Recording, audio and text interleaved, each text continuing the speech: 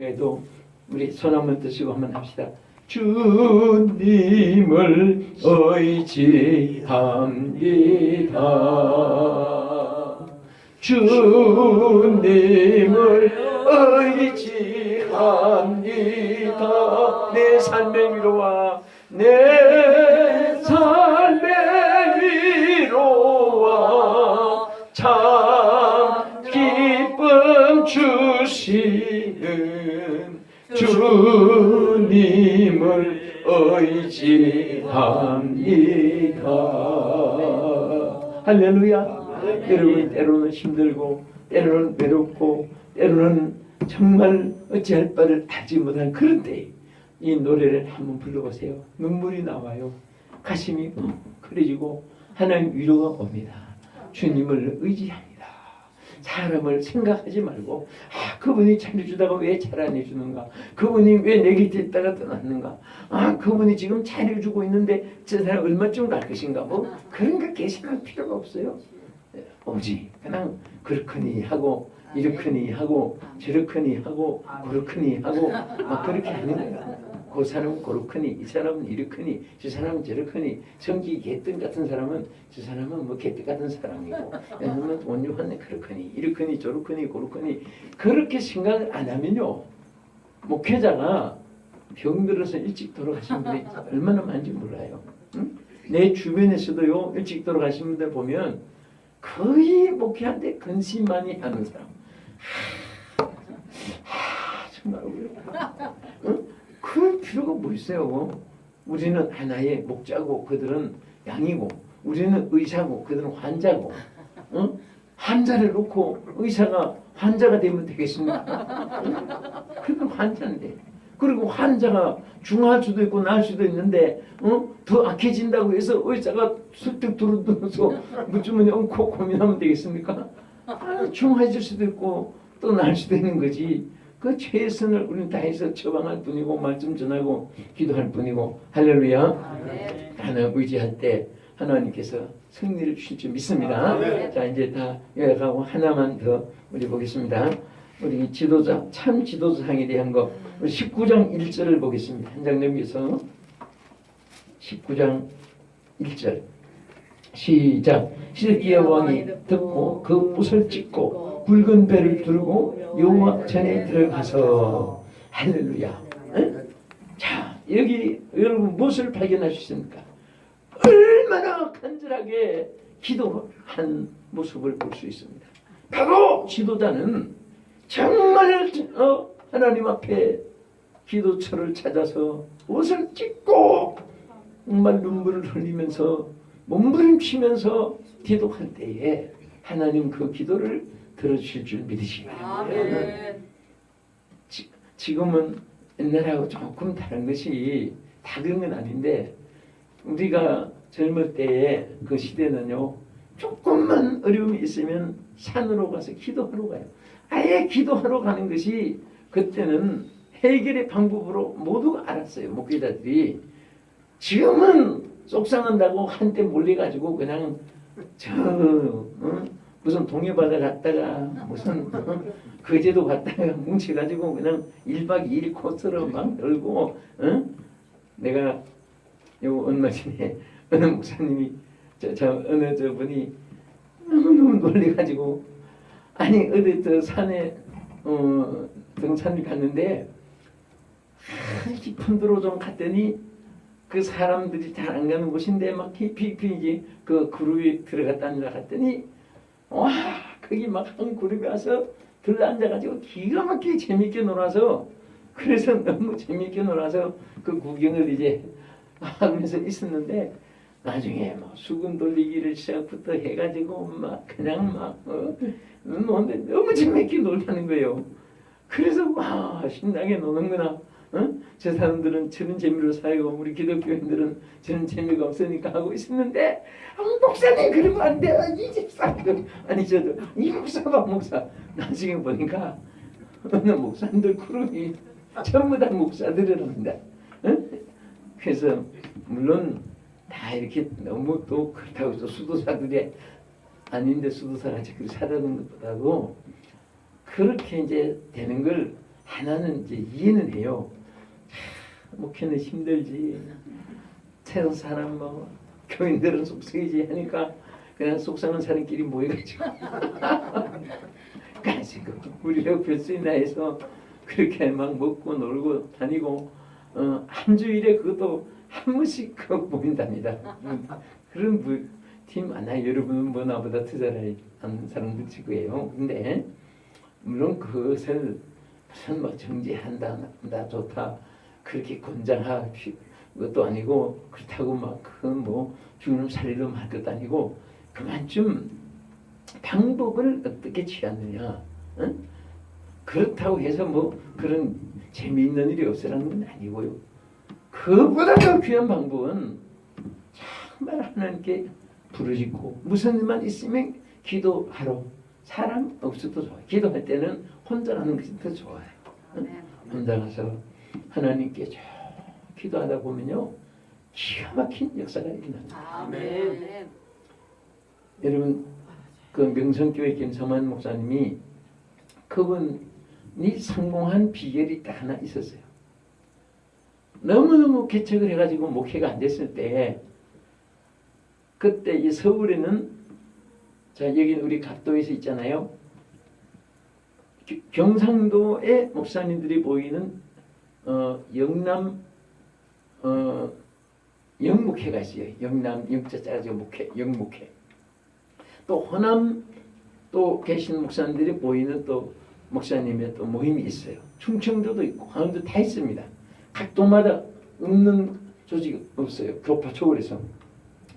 근데 이분은 이제 경상도니까 너무 목회가 힘들고 외롭고 용기가 없어지고 자신이 탈진 상태에 들어간 지경으로 교회는 안 되고 그래서 어디서 영목회 모임 소식을 듣고 가셨답니다. 그래서 가니까 끼리끼리만 아는 사람끼리 인사하지 옆에서 한 사람도 어디서 왔느냐 묻는 사람도 없고 이렇게 앉으라고 해주는 사람도 없고 그 혼자 그냥 오히려 상처만 돼가지고 내가 여기 왔는가 해가지고 그때 만약에 거기도 집으로 가서 그냥 안방에 들어놓고 그냥 고민했다면은 저렇게 안 됐을지도 몰라요.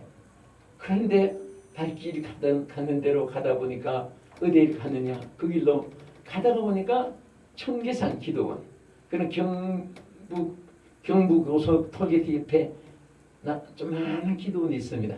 청계산 기도원에 가서 기도하기보다도 저 산벌에 같이 앉아서 나는 왜 이렇게 목회가 안 되고 이렇게 알아준 사람도 없고 그래가지고 나중에 문득 생각에 막 그 시간 난 줄 모르고 앉아서 나중에 하나님 앞에 이런 기도했답니다. 하나님 저는 왜 부흥이 안 됩니까?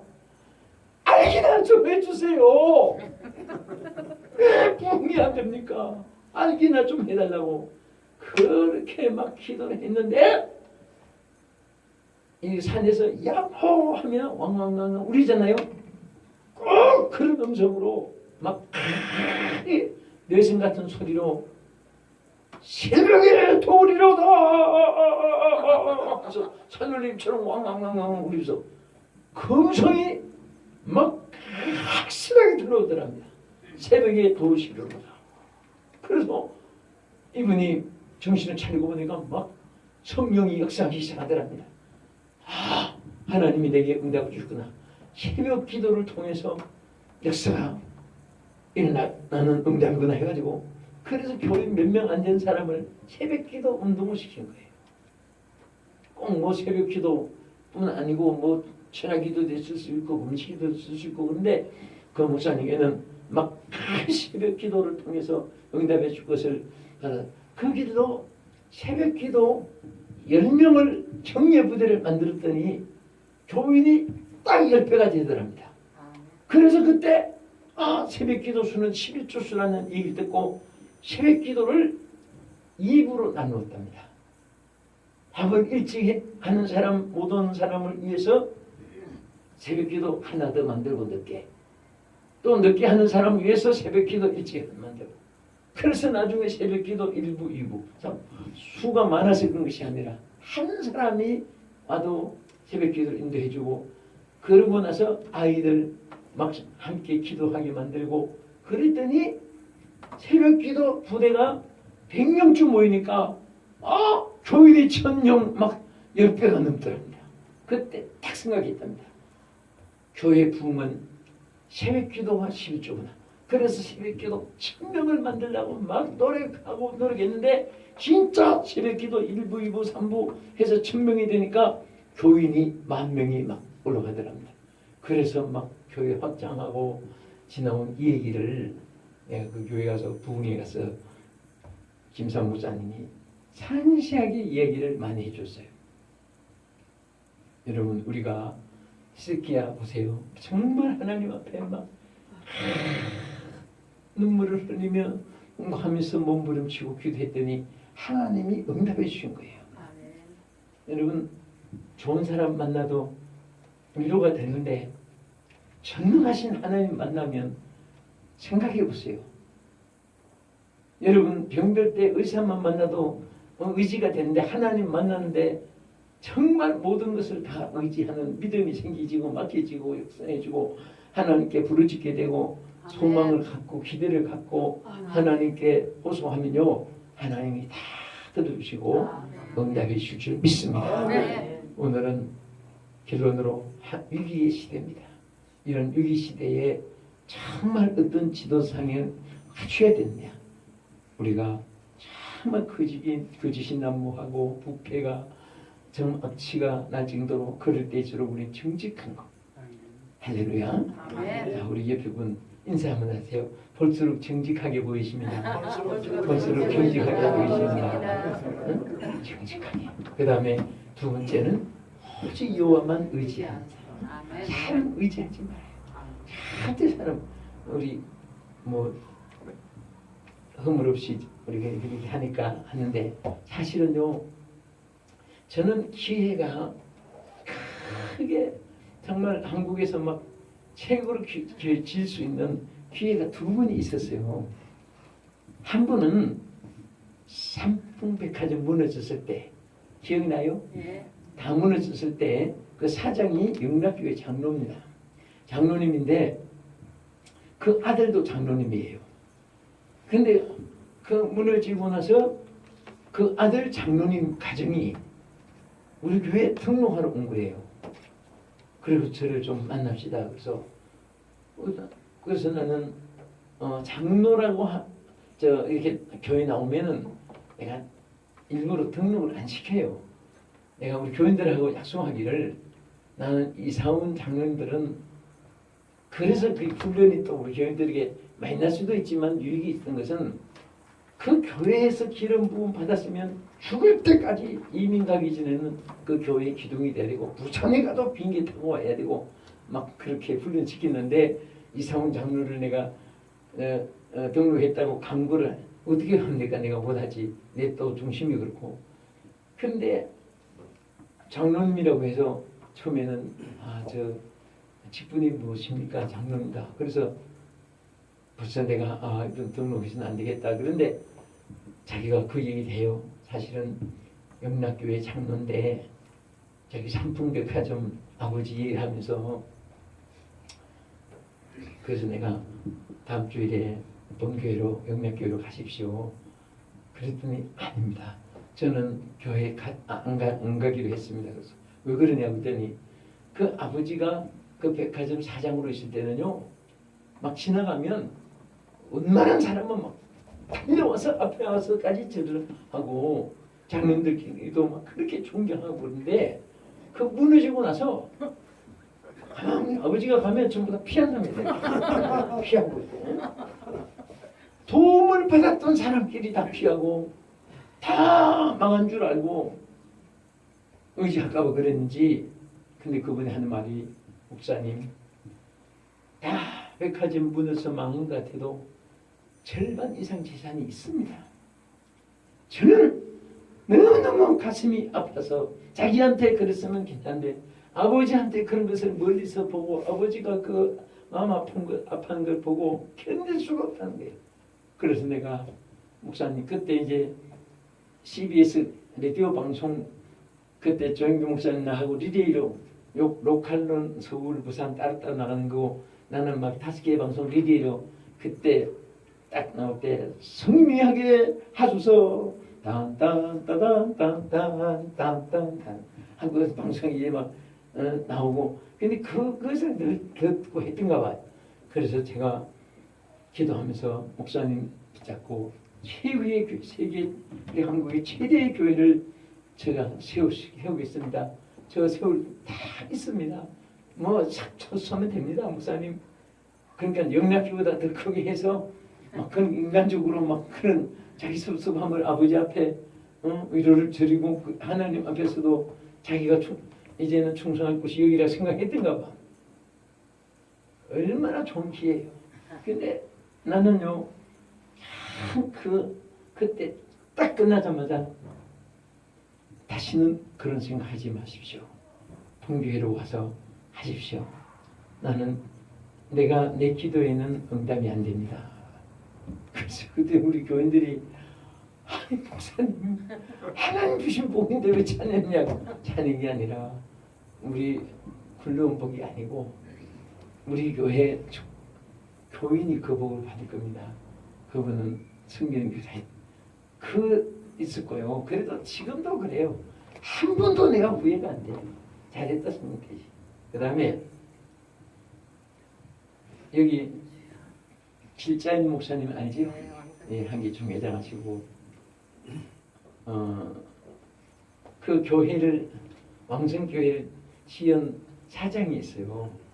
건축회장 사장. 그 당시에는 그분이 정말 건축이 그때는요 땅을 사도 등기도 안 하고 그냥 넘기고 팔고 막 돈을 막 푸대자로 다 못해서 은행에 실 정도로 그런 시절에 건축가들이 돈 많이 벌었어요. 땅도 많이 사고 돈 많고. 근데 이제 그 교회 다 짓고 다 그분 하는 거 다 해주고 그래서 이제 이분이 1년 동안 교회를 안 지나고 나와서 보니까 있었어요. 1년 동안 교회를 안 지나고 거기서 나온 지가 1년 넘었으니까. 근데 찾아온 거예요. 찾아온 하면은 보니까 죄송합니다만 우리 아들이 남가주 사랑의 교회 부목사로 있는데 와이프 이모예요. 그러니까 와이프 어머니 친동생이에요. 그분 부인이 사장 부인이. 그래서 이제 목사님 이제는 친척 관계를 떠나서 목사님 이제 내 후반기를 돕고 이렇게 목사님 받들겠습니다. 그때도 내가 사돈이 오면 안 돼요. 그 생각 딱 접어둬요. 나는 안 받아주니까 그런 말 하지 말고 그냥 사돈으로만 얘기하자고. 내가 돈 많다고 사장이라고 우리 교회 장로님 하고 자꾸 앞서 오면은 우리 교인들이 상처받으니까 내가 딱 야무지게 했어요. 여기는 도저히 안 되니까 나는 이만하면 큰 교회도 아니고 작은 교회도 아니고 그냥 할 수 있으니까 개척하는 데 가서 도우라고. 개척하는 데. 그러니까 섭섭해가지고 아니 막 1년 내내 서로 막 당겨가지고 지금 옷으로만 오시다가 여기 찢을 정도인데 아니 내 발로 오겠다고 했는데 목사님이 왜 그러냐고. 웃으면서 아니 여기 오지 말고 개척한 데 가라고 보냈습니다. 그리고 이제 1년 만에 그분을 만났어요. 어디서 만났냐면은 평양에 조영규 목사님 신정병원 그때 이제 오픈식 할 때 이제 갔었어요. 갔는데 조영규 목사님도 가고. 근데 그때 이제 소광수 목사님 옆에 앉아가지고 나한테 그때는 이제 뭐 아직 교회 막 짓고 뭐 새로 이제 그러니까 그때만 해도 이제 일어나려고 할 때지요. 근데 나한테 그래 여럿이 있는데 우리 피념희 목사님이 하도 치를 안 받아줘서 개척한 데 가라고 해서 저희 소광수 목사님 교회 여기 나갑니다. 근데 여기서 제가 1년 동안에 11조만 1억 이상 받았습니다. 그래요. 잘했다고. 정말 잘했다. 그러니까 나한테 바칠 건데 안 받아서 그게 바쳤다는 거예요. 그래서 11조 1억을 바쳤으니까 뭐 10억을 그때만 해도 200이면 얼마나 큰 돈이에요. 한 달에 뭔가 좀막 하여튼 몇 억씩 11조 받치 정도니까 수입이 얼마나 많아요. 근데 이제 나중에 듣기는 그분이 10억을 정은숙 목사님께 주면서 이거는 교회 길제가 아니고 목사님 복음 전하는데 소신 큰 목사님 만들어서라고 10억을 그때 받았단 말을 듣긴 했죠. 소문이 났는데 보니까 이분이 이제 드리고 어디 가도 모시고 퍼스트 클래스 탁 태워가지고 해외 가면 태워서 가고 모시고 오고 청량리도 옆에 막 그림자처럼 수전 들고 그래가지고 헌금을 건축하는데 바치고 그래서 조원수 목사님이 오히려 덕을 많이 받지요.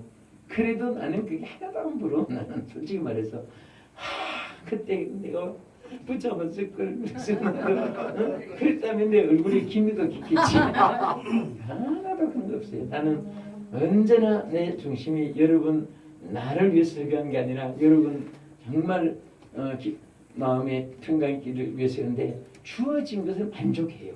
나는 항상 그래요. 내가 내 생애에 내 사이즈대로 맞는 것을 나는 기뻐하는 거예요. 응? 항상 나는 모자로 비교하지만 모자가 수박등이만 한데 바퀴스만한 거 썼다고 해서 영광이 아니거든요. 내 머리에 맞는 모자 쓰면 내가 무시해요. 그렇죠? 그것도 기도해야겠어요? 예. 그래서 말씀을 마칩니다. 오늘 제가 정말 이렇게 오면서 무슨 말씀을 전할까 마음속에 감동이 왔는데 정말 이 위기 시대에 정말 귀한 교회가 되고 귀한 종들 되기를 주의 이름으로 축복합니다. 네, 기도하겠습니다. 거룩하신 하나님, 사랑하는 귀한 총회 노회 또 소망교회 또 사랑하는 귀한 종들의 사역을 주여 축복해 주시옵시고 저들이 하나님과 함께 하시기 때문에 누구보다도 다 같이 위대한 하나님의 사역자인 것을 긍지를 가지고 승리하게 하여 주시옵소서. 예수님 이름으로 기도합니다. 아멘.